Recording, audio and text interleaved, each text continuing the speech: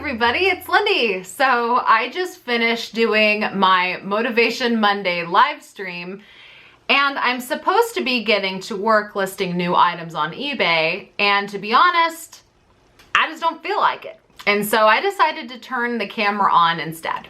So my YouTube channel is not only here just to help others make money from home, but also to document my own business journey. And lately, I've had a lot of highs in my reselling journey, and now I feel like I'm hitting some lows. And when I hit these lows, I also want to document them with you guys because I want you to see both sides of running a online selling business. Not just all the good stuff where everything is going really, really well and the sales are coming in, but also the points of the reselling business that kind of suck. So I'm just gonna sit here and I'm gonna have a chat with you guys about what exactly is going on. So I've had a really, really good last couple of months, right? Like really good. My business has been flourishing. I happen to be selling the right items at the right time, meaning my eBay store was already filled with merchandise that people were looking for when the pandemic hit. That meant that the stuff that I already had listed started flying off of my inventory shelves. I could not list stuff fast enough. People were buying it up left and right. It was crazy. And as a result of that, the month of March was my highest sales month to date up until that point. And then in April, again, I topped my record sales numbers 3 separate times. In the month of April, I had my highest grossing month, totaling a little over $10,000 in sales. I had my highest grossing week that was nearly $5,000. And I had my highest grossing day, which was $2,000 in sales in 24 hours. So I reached 3 crazy milestones all last month. And it feels great. But now I'm just feeling burned out. And this is a part of reselling that is a very real thing, and resellers get hit with it. I am getting hit with it right now. And so that's why I wanted to talk to you guys about it, to let you know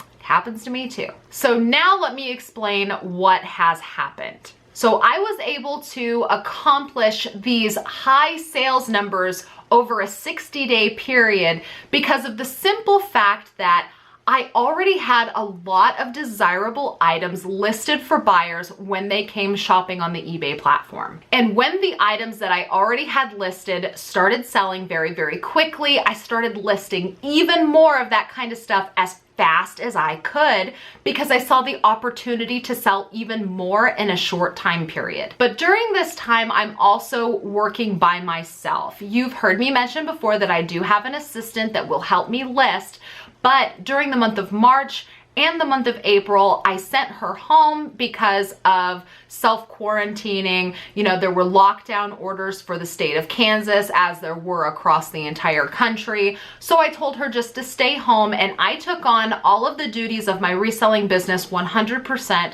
by myself. So I started very quickly selling out of a lot of the kinds of things that were already listed in my eBay store. And then I started listing a whole bunch more similar items on my own just because there was the opportunity to sell it. And the more I listed, the more I sold. And then I started processing entire new pallets that I had received that had even better quality merchandise that I was not expecting, which gave me a huge rush.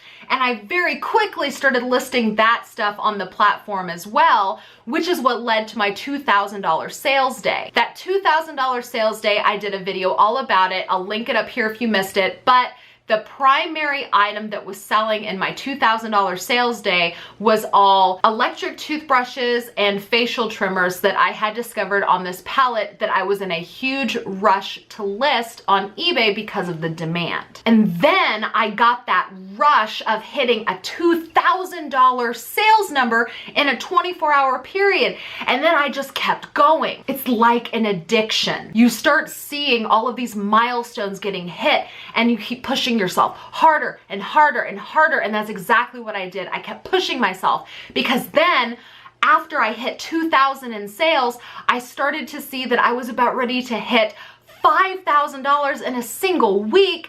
And if I were to hit that, I would hit a milestone of $10,000 in 1 month. $10,000 in a 31-day period. And I started thinking about how awesome that would feel. And so I kept pushing myself and I started listing more and more. And I started putting all of this pressure on myself to get stuff listed and to sell faster and faster and take offers and not stop working until I hit that goal. And that's where I went wrong. Because now I am tired. Oh, I'm so tired. And unfortunately, now what has happened is I have sold so many items that my in-stock inventory in my eBay store has dwindled so low that now my sales are tanking. So now let me explain exactly what has happened to make my sales take such a nosedive. And this explanation is going to be just for any new seller out there that may not understand the logistics of how someone can have such a high grossing month followed by a low sales month. It really all has to do with how much inventory you have. So at the peak of my market, when I was getting the most sales, I already had a couple of thousand items listed in my eBay store. Now they were not all specifically different 2,000 items.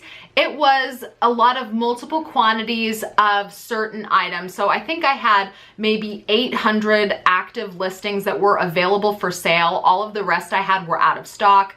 But there was about 800 active listings that had multiple quantities available for sale. And so when the pandemic hit and people started buying those kind of items on eBay, I was already well stocked.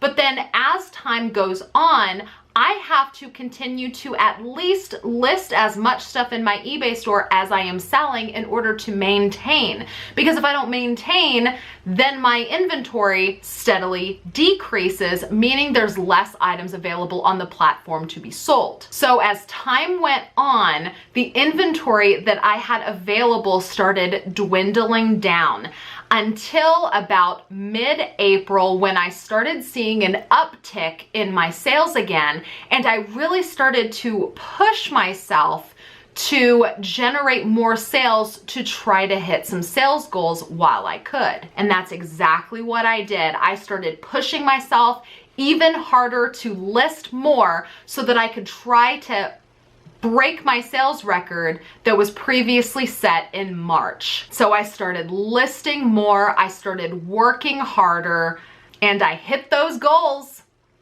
but it came with a price.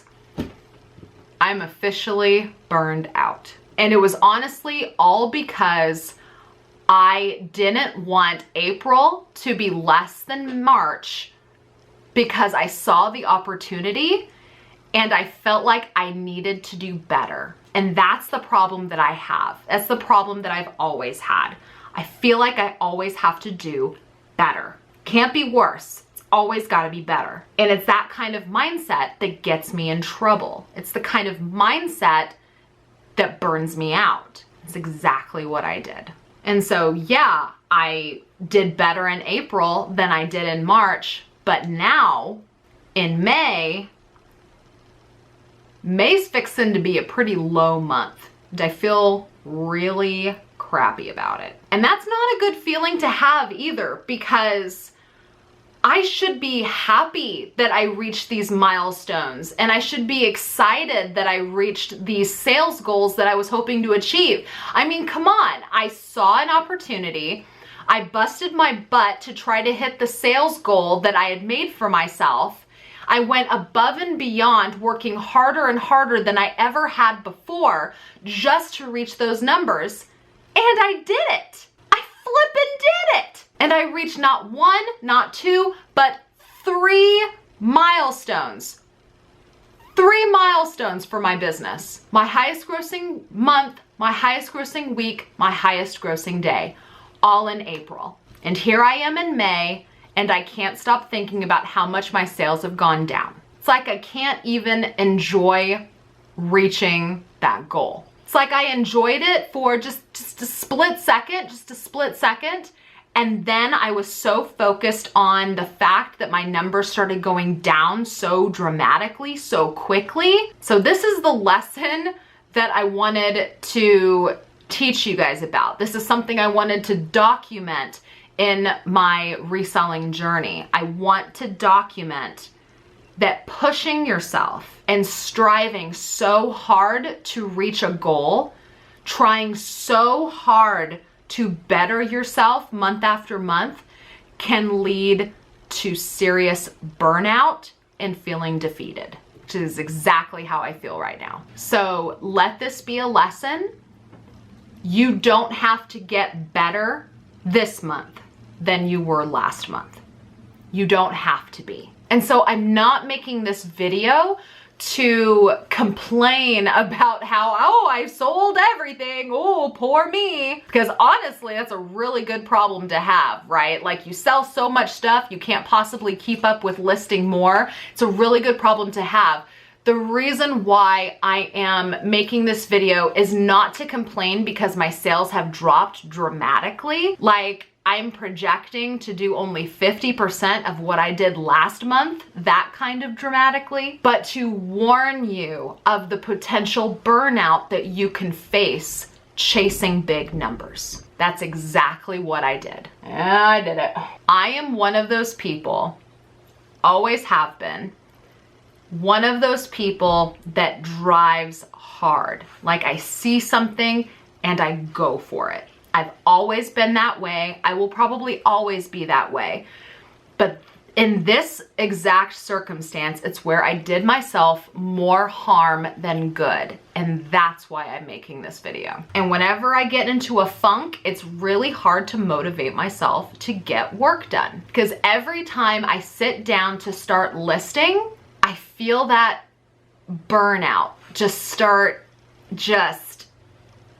eating away at me from the inside. I feel tired, I feel exhausted. I overdid it. And so I don't want you to make these same mistakes. And this is also a reminder to you, to me, really for me. At this point, I kind of feel like I'm making this video for myself. I mean, I do. Because I'm documenting my journey, and it's like past Lindey wants to remind future Lindey, stop pushing so hard, that it's okay to have a good month and a bad month side by side. That is normal. It's okay. That just because you have a good month, it doesn't mean that the next month has to be better. It doesn't even mean that the next month has to be the same, because that is the nature of having an e-commerce business. It is a roller coaster. And just because you have a month following a really good month, that doesn't mean that it has to be even better, and you shouldn't feel bad about it being significantly worse. So the moral of the story, the takeaway I want you to take away from my experience and this documentation of my journey, is to be kind to yourself. If you reach a goal or a milestone, be proud. Don't reach that goal and then suddenly take off for the next one. Take the time to appreciate your accomplishments, rejoice in them, and be happy. Don't keep putting pressure on yourself to do better month after month. All right, you guys, that's all I have for you today. Thank you so much for watching. Leave me a comment down below. Do you struggle with this same thing? Is it just me? Am I alone in this? Do you ever feel bad if you can't reach a goal month after month? Do you feel like you always have to be on a steady incline, never to drop off? Do you fear peaking? That's something that I struggle with all the time, is I fear having peaked and then I'm never gonna come up again. Let me know down in the comments below, is that something you struggle with? And if it is, let me know what you do to help combat it, because I feel like I'm not the only one. And down in the comment section, if there's other people down there that all struggle with this, if we can all share what we do to combat this, I feel like we will all be better for it. If you want to continue following my reselling journey, make sure to subscribe and ring the notification bell so you'll be notified whenever I post a new video. And do not forget to check the video description. I will post a whole bunch of useful information in there. And as always, thank you so much for watching. I will see you with my next video. Bye-bye.